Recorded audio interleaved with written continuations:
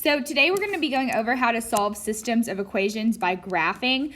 I am not going to go over how to do the graphing because you should know how to do that from first semester and from all of the slope-intercept form stuff we did. So we're just going to be looking at finding those points of intersection and going from there. So today's going to be kind of a quick video because your assignment this week is a little longer and you will have to do a lot of graphing. So I want you to have time to do it.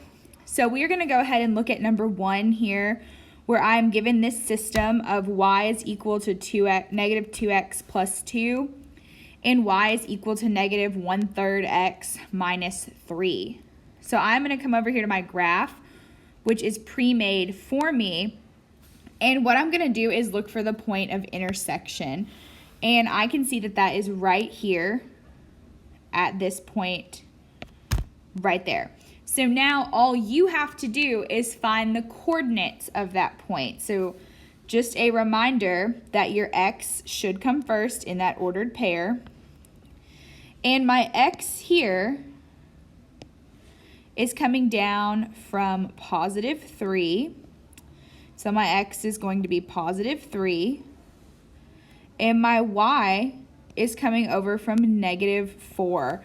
So my y is going to be negative 4. And I have that point of intersection at 3, negative 4. And that is your solution for that system. So if you were to solve that using elimination or substitution or the equal value method, you should get 3, negative 4 as your answer. So for number 2, I'm going to go ahead and zoom in on that graph as well. And you should go ahead and pause the video for about 2 minutes so you can find the point of intersection here yourself, and then we will go over it.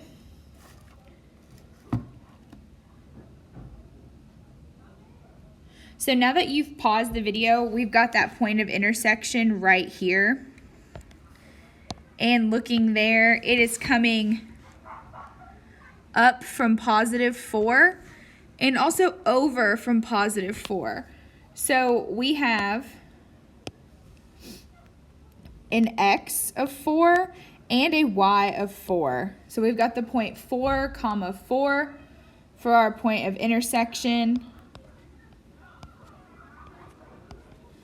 And that is our answer or our solution set for that system.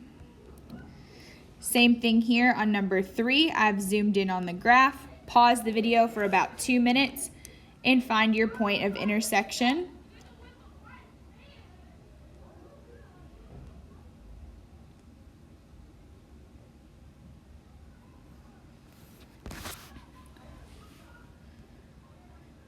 So looking at my graph here, it is a little wonky. This point really should be kind of more over right here. And I think that's just where we were trying to fit it on the graph using the computer. So as long as you are going to the nearest whole number, you should be fine. And as you see right here, we are coming up from positive 3 and also over from positive 3. So we are going to get that point of intersection as 3, 3. And if you ever on a test or anything have one that looks wonky like that, just go to the nearest whole number for me.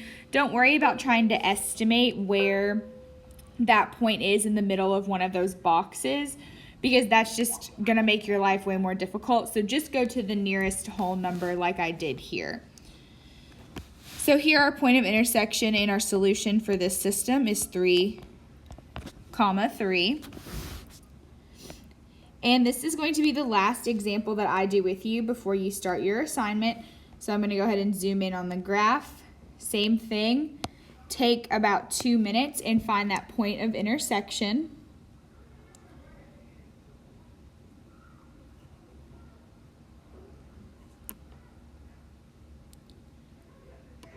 And now that you've taken that time, we're going to go ahead and mark that point right here.